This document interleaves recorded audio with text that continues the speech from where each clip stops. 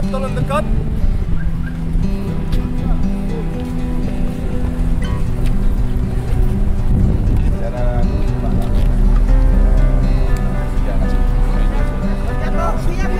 Aman.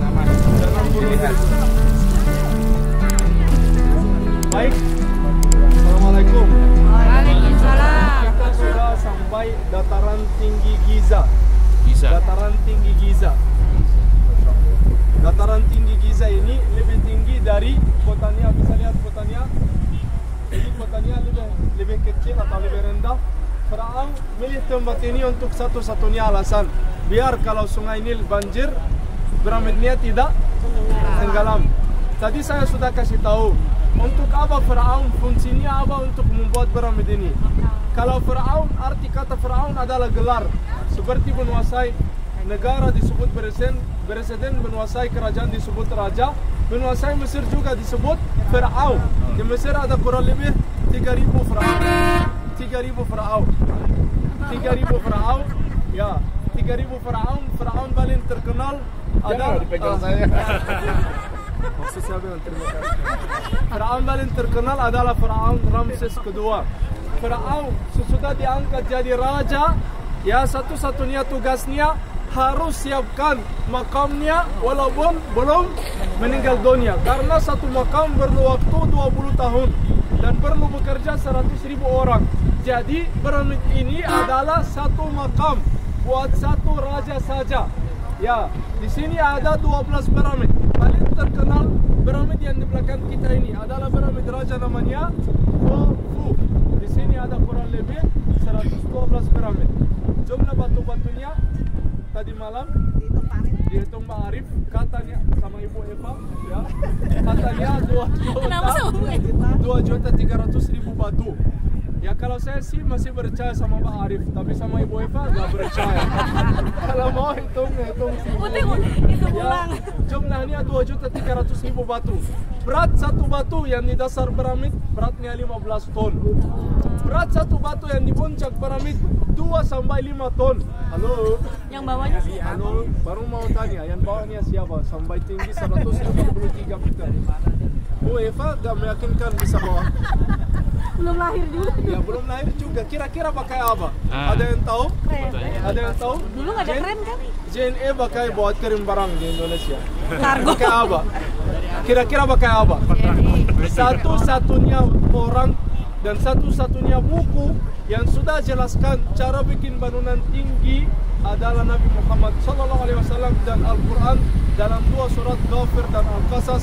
Ketika Firaun minta sama Haman, wahai Haman, bakarlah tanah liat, buatkan bangunan tinggi supaya saya naik ke atasnya untuk melihat Tuhannya Musa. Jadi dengan cara membakar tanah liat kita bisa bikin bangunan tinggi. Maksud saya piramid ini dibuat manual, dimasak di tempatnya, terbuat dari pasir, tanah liat dibakar di tempatnya. Kalau sudah jadi baru bakar satu lagi atasnya, baru bakar satu lagi atasnya sampai bisa ke puncaknya. Dan ini yang bisa masuk akal, dan ini adalah menurut versi Al-Quran. Haman, bakarlah tanah liat. Dengan cara membakar tanah liat bisa membuat bangunan tertinggi, walaupun ilmu bangunan belum ada. 5.000 tahun yang lalu Firaun adalah orang yang pertama bikin bangunan tertinggi di dunia, sampai Menara Eiffel di Paris dibuat. Piramid ini adalah bangunan tertinggi di dunia, tingginya 143 meter. Dalamnya sudah kosong, tidak ada apa-apa. Ini bentuk masuknya. Kalau mau masuk ke dalam harus beli tiket lagi, harganya $75. Masuk ke sana, naik lorong, naiknya segini, begini caranya, 70 meter. Sampai di dalam udah gak ada harta, sudah kosong. Ada yang bilang sudah dicuri, ada yang bilang belum diketemukan. Tapi dalamnya ada kamar disebut kamar mayat. Dalamnya ada peti mati, gak ada jenazahnya. Tapi kamar ini sama seperti kamar mayat yang di rumah sakit. Kita taruh makanan, gak akan busuk bertahun-tahun. Kita taruh jenazah, gak akan busuk bertahun-tahun. Orang tua masuk ke dalam piramid ini, keluar jadi mumi. Jadi moda, serius, gak bercanda. Ya, ini salah satu keajaiban piramid ini, dan ini satu-satunya yang terus-terusan termasuk salah satu dari 7 keajaiban piramid. Kalau Petra tidak lagi, Candi Borobudur tidak termasuk lagi, hanya piramid yang terus-terusan termasuk salah satu dari keajaiban dunia. Ini penjelasan sedikit dari saya, mungkin Buya bisa lanjutkan dari segi agamanya. Baik, bismillahirrahmanirrahim. Bapak Ibu sekalian, Allah abadikan piramida ini insya Allah sampai hari kiamat, seperti Allah mengabadikan jasad Fir'aun. Ada yang bisa menjawab kenapa Allah mengabadikan, padahal bukan nggak ada bencana-bencana, bukan tidak ada gempa, bukan tidak ada banjir segala macamnya, tapi Allah abadikan ini karena memang Allah Subhanahu wa taala menyebutkan dalam 2 surat, satu tentang jasad Fir'aun, kami abadikan itu sebagai ayat, sebagai tanda-tanda kebenaran dan kekuasaan kami bagi umat manusia setelahnya. Jadi jasad Fir'aun sebentar lagi kita jumpa. Jangan pakai assalamualaikum ya, tetapi pakai terkutuklah untuk engkau seperti Allah mengutuknya ya. Kemudian yang kedua, kami jadikan di antara peninggalan Fir'aun itu sebagai salah satu tanda keberadaannya, dan sesungguhnya telah kami lenyapkan sebagian besar apa yang telah dibuat oleh Fir'aun.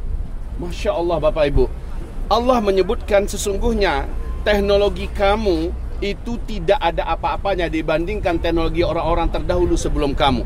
Bahkan Allah menantang, apakah kamu pikir kamu lebih kuat? Apakah kamu pikir kamu lebih pintar, lebih hebat daripada orang-orang sebelum kamu? Sungguh demi Allah telah datang orang-orang sebelum kamu, dan ini adalah peradaban kuno ya, yang lebih hebat daripada kamu teknologinya, lebih canggih daripada kamu kemampuannya, dan lebih dahsyat daripada kamu kekuatannya, lebih banyak daripada kamu jumlahnya. Ini firman Allah, berkali-kali Allah firmankan. Contoh kemampuan Nabi Sulaiman alaihissalam, yang sampai hari ini ketika Allah ceritakan dalam Al-Quran, sampai hari kiamat belum akan ada teknologi yang mampu menandingi seperti apa yang pernah dibuat oleh Nabi Sulaiman alaihissalam. Lihat saja apa yang ada di Candi Borobudur kita. Ini termasuk teknologi kuno Bapak Ibu, di mana Allah abadikan itu sebagai tanda-tanda kebenaran adanya peradaban kuno dulu. Dan Allah menceritakannya dalam Al-Quran.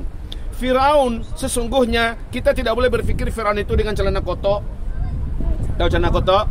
Segitiga bermuda, ya, dengan pakaian kecil karena sangat miskin segala macamnya. Tidak. Dia memiliki teknologi yang bisa jadi teknologi hari ini nggak ada apa-apanya. Kami binasakan generasi demi generasi, kata Allah Subhanahu wa taala, sementara kamu tidak akan pernah mencapai apa yang pernah mereka capai. Jadi hari ini kita merasa udah hebat? Belum, jauh kita tertinggal hari ini. Dulu Nabi Sulaiman alaihissalam mengatakan, siapa yang mampu mendatangkan singgasana Balqis kemari? Apa kata jin Ifrit? Sebelum engkau berdiri di tempat dudukmu. Apa kata orang mukmin yang soleh? Sebelum kau pejamkan matamu. Ada teknologi, teleportasi, yang mampu memindahkan sesuatu dari waktu yang, kalau sekarang kan ibarat kita nelpon langsung bisa video call, ibaratnya kecepatannya lebih cepat daripada itu. Memindahkan suatu barang jasad yang kasar, material yang hebat dalam waktu yang sebelum engkau pejamkan matamu. Teknologi apa ini Bapak Ibu?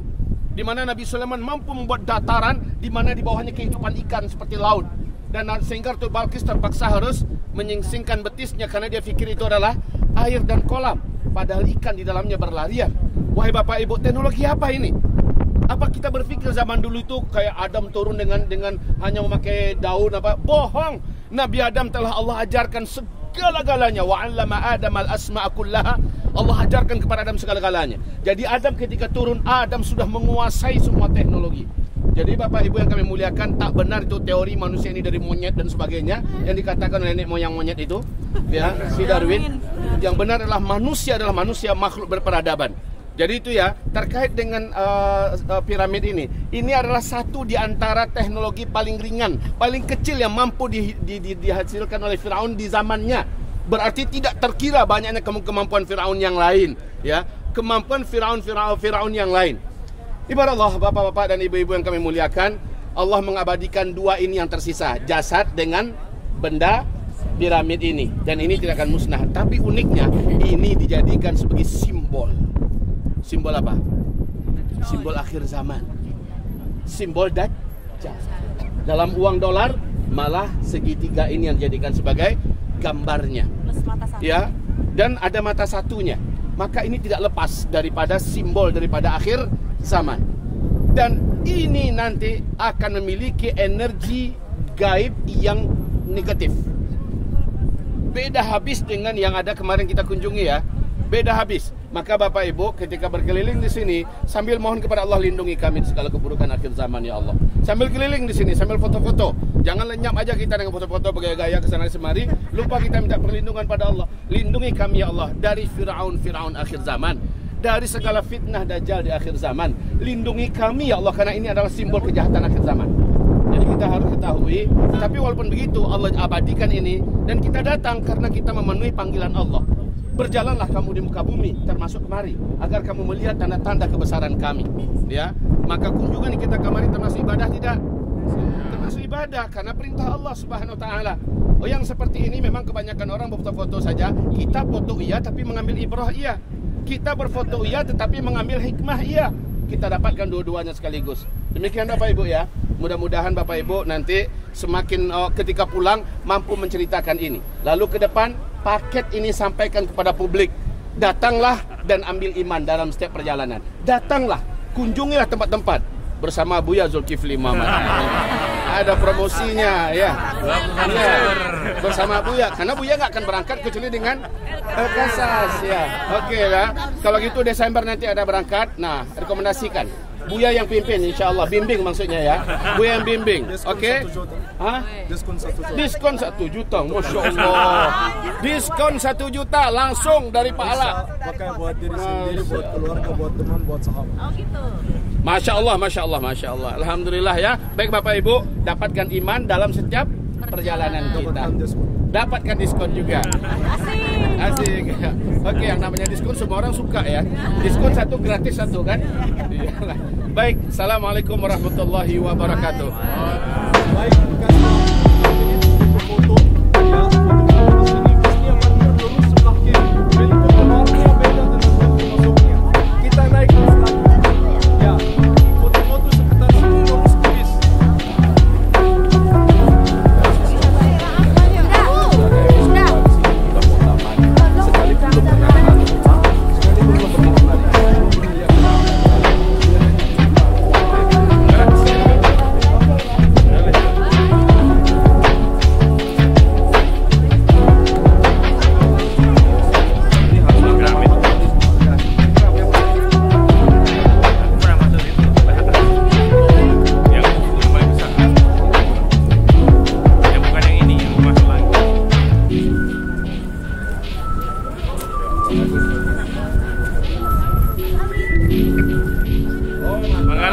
Ngapain tuh?